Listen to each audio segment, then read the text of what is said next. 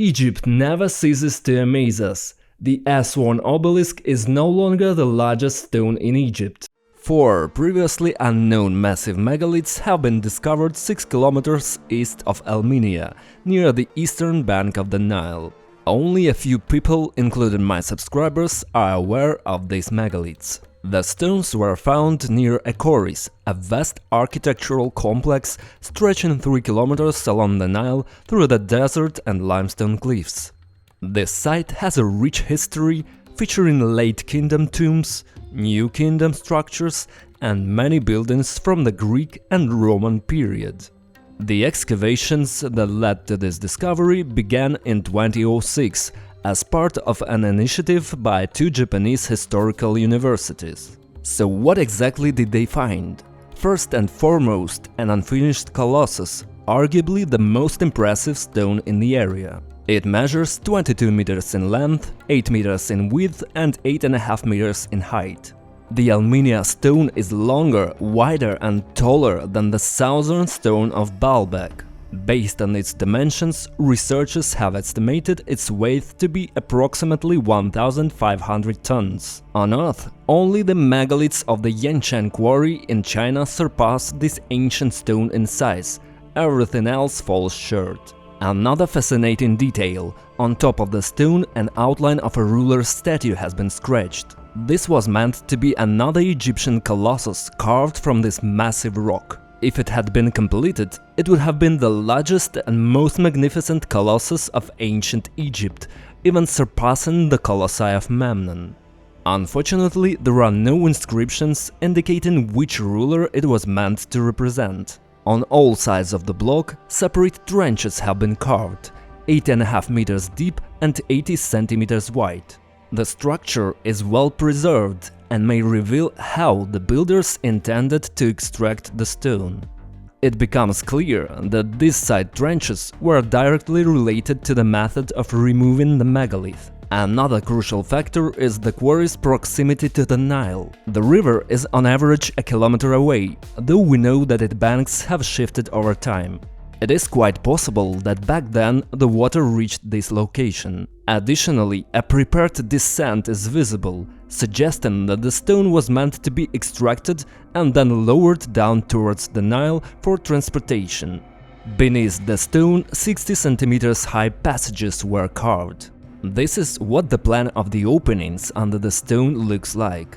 White marks indicate cavities with supports, leaving only 3 walls to hold the megalith. The planning and execution of the work stages are impressive. Initially, researchers believed this to be another colossus of Amenhotep II, who ruled around 1300 BCE. However, hundreds of graffiti inscriptions related to construction were later discovered, leading scholars to attribute the stone to the period of Ptolemy II, a Greek era approximately 1,000 years later. Interestingly, even Japanese researchers noted that the builders working on the stone used the royal cubit measurement system, which was characteristic of builders from the Old and Early Kingdom. It remains uncertain how they planned to extract such a giant from the quarry, but one thing is certain: no one would have undertaken such a colossal task without a solution in mind. Notice how people barely fit sideways into this crevice. Imagine how difficult it must have been to work with tools here, especially carving space beneath the stone when even a proper swing was nearly impossible. The next stone, an elongated obelisk, was discovered only 8 years ago, just 40 meters from the unfinished colossus. It measures 21 meters in length and 2 meters in width. Unfortunately, the builders abandoned the project after completing only a quarter of the work, so we won't dwell on it for long. What's intriguing is that a pair of similar stones is located just 10 kilometers south of this. Here we find the longest obelisk of Elminia, also rectangular in shape, but with more work completed, about half of it. And this block is longer, 32 meters in length and 4.2 meters in width. For comparison, it is 10 meters longer than the southern stone of Baalbek, but shorter than the unfinished Aswan obelisk. Its neighbor is the largest megalith of Armenia, resembling the colossus mentioned earlier, but measuring 24.5 meters in length, 9 meters in width and 9 meters in height, with an estimated weight up to 3,000 tons. However, unlike the first megalith, this one has no inscriptions or scratched statue outlines on top. It doesn't take a genius to realize that the first two and the last two stones were meant to be a part of the same structure, or that this was a second attempt to extract stones from the same statue and obelisk project. All of these stones remain connected to the bedrock below, meaning they were left unfinished for a reason unknown to us. The dating dilemma.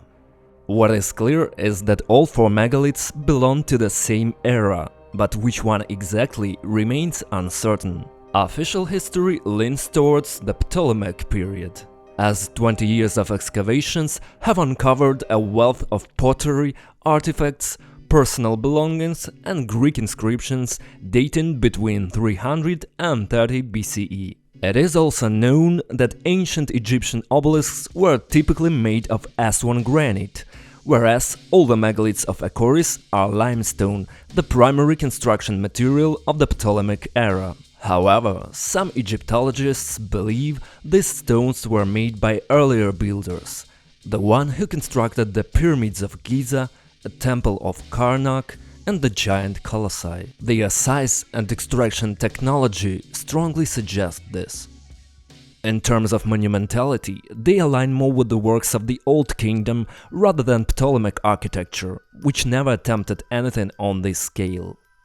Aside from Amenhotep and Ptolemy, some Egyptologists attribute these megaliths to the reign of Ramses II, known for his megalithic temple of Karnak and Abu Simbel, ruling in the 12th century BCE. It is worth considering that the inscription found could have been made by Greek subjects on much older stones, which they discovered and intended to use for their purposes. Akoris, after all, is like a multi-layered historical cake, making it entirely possible that these megaliths are far older. But, regardless of whatever they belong to the Ptolemaic period, closer to the beginning of the Common Era, or dynastic Egypt, thousands of years earlier, the fact remains, builders of the past successfully moved such colossal blocks. Evidence of this is everywhere. Today, we no longer work with such massive monolithic stones. It is simply an impractical and labor-intensive process. The question of how it was done 2, 3 or even 4,000 years ago is mind-boggling.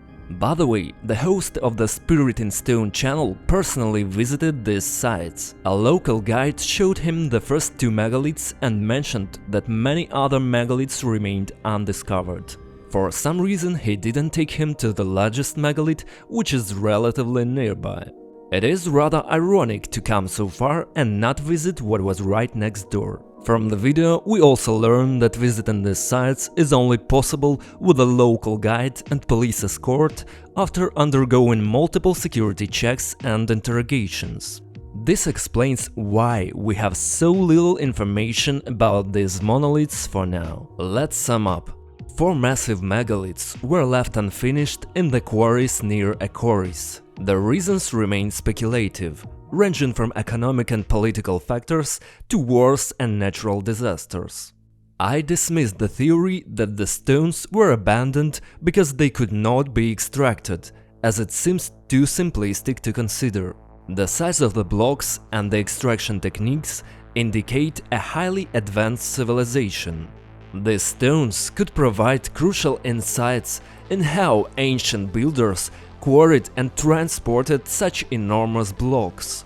There are many clues to be found here. It is strange that information about these stones have not yet reached the mainstream, despite research began in 2006. I am honored to be one of the first to share this with you. If you appreciate this, feel free to subscribe and leave a comment. By the way, archaeologists claim that many more undiscovered obelisks and megaliths remain hidden among the cliffs, so stay tuned for updates. Personally, I have several questions about these 4 stones. What is their true dating? Ramses II, Amenhotep III, the Ptolemaic period or another era? Why were these architectural monuments made of limestone instead of granite? Has it been proven that the colossus sketch on the first stone was made during its carving, or was it drawn more recently for tourists? And of course, what forced the builders to halt their work? If more information emerges, I will be sure to share it on this channel. Until then, we wait and observe. The coordinates of all 4 stones will be pinned in the top comment under this video. Thank you for watching and see you next Friday.